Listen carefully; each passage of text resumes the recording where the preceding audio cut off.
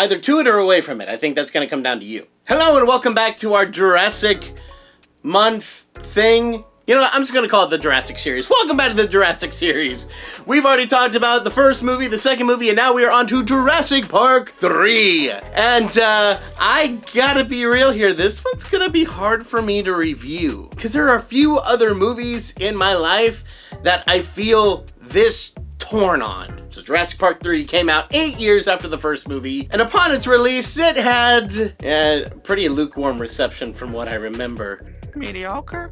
So what's the story this time? So this follows the story of Eric Kirby as he gets trapped on an island known as Isla Sorna, which is Site B. There was a whole paragliding accident, he gets stuck there, and now his parents are coming to try to find him and rescue him. But they need help, so they enlist Dr. Grant from the first movie to come and help them without fully telling him everything, and through a wacky set of circumstances, he ends up on the island with all of them kind of shipwrecked. Now they not only need to find Eric, but also survive. Over the years, it's been panned as the weird one, that this is the oddball out, the one that feels the least like a Jurassic Park or Jurassic World movie, and you know what? I totally see where people are coming from with that. It is definitely the weirdest one in the bunch, and not just because of the whole Spinosaurus thing, but just from its inception. It's kind of a weird idea. Normally with every single one of these movies, we're dealing with the people who created the parks, or were running the parks, or were kind of in charge of like all the dinosaur-ness that was going on around us, but this was, we're following a rescue mission that happens to take place where some of the Jurassic Parks have happened, with only one reoccurring character, and that's Dr. Grant. Well, technically Ellie Sattler. She's in the movie too, but she never goes to the island, so we see very little of her. And they pulled a Ghostbusters 2 here, y'all. I don't get it. Why did you have to start off the movie going like, oh yeah, you know how Dr. Grant and Dr. Sattler seem to be kind of an item in the first movie? They're not in a relationship at all now. They're not. In fact, she's married now. So have fun with that. I get what people have said about this movie over the years. It doesn't really make sense. Its story is really weak. The characters that they add or don't add much, and you don't care about them. You really only care about Dr. Grant. And yeah, all those things are absolutely valid. But if I could take a minute to say that, while I agree with all that, I kind of love this movie. Please! No! I'm not gonna sit here and say it's the pinnacle of the franchise. That's the first movie, obviously. And I'm not gonna say this is as well written as the first movie or even the second movie, because straight up, it's not. Ouch. But I had more fun here than I did in the second movie for sure. And I think that needs to count for a lot. So yes, on paper, is this movie very good?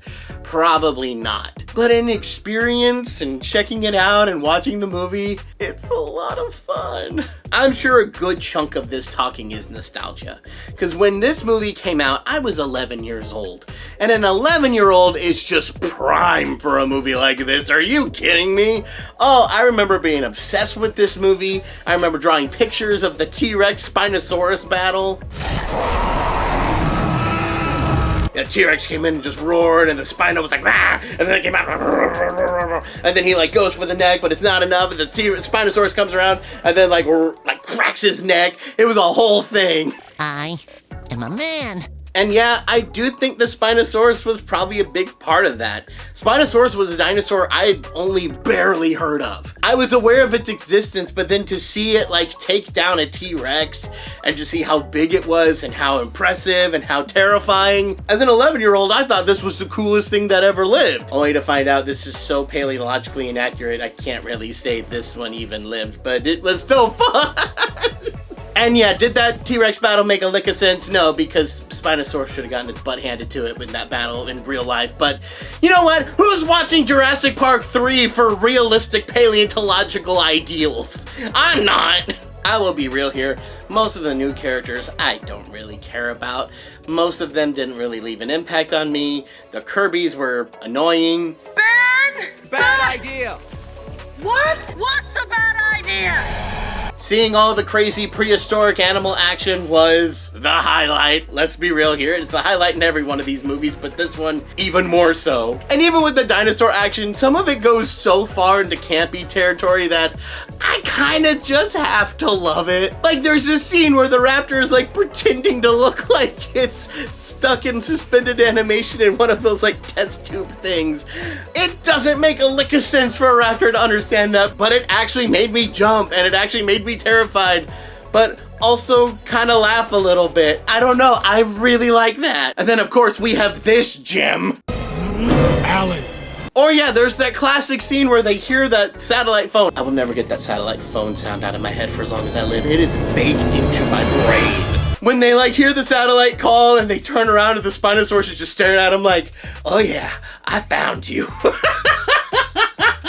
Like, I was both terrified and kind of wanted to laugh out loud at that scene. Like, she's a terrifying threat, but she's just standing there. Like, if she was a real animal, they would have already been dead by now. But she's more movie monster than animal, and this is where it starts to happen, where these animals that we've been seeing in these movies start going from actual animals to movie monsters.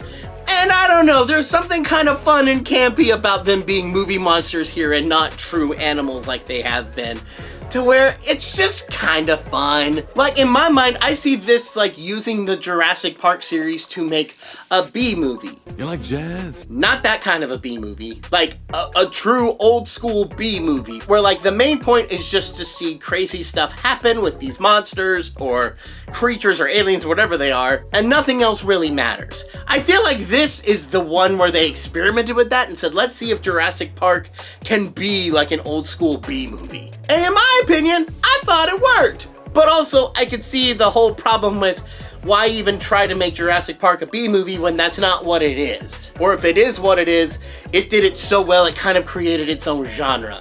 So it feels like a step down to do that, which that is a fair assessment as well. I feel like Helga from Hey Arnold just, I love it, yet I hate it, yet I love it, yet I despise it, yet I think it is hilarious. It sullies Jurassic Park's core, and yet I love it. Like when Jurassic Park 3 is fun and exciting, it's fun and exciting. And when it's not so good, it's kind of bad, but not so bad it wrecks the fun for me. So that's my personal preference on that. If you guys have seen the movie, tell me what are your thoughts below. And if you haven't seen the movie, maybe give it a shot and tell me what you think later. Maybe you'll be like everyone else and think this movie is horrendous. And I don't know, maybe you'll join the camp of people that just like Jurassic Park 3 because it's just fun. I don't know. I'm not even fully sure if I'm in that camp, although I do think the movie's very fun. What do I think about this movie?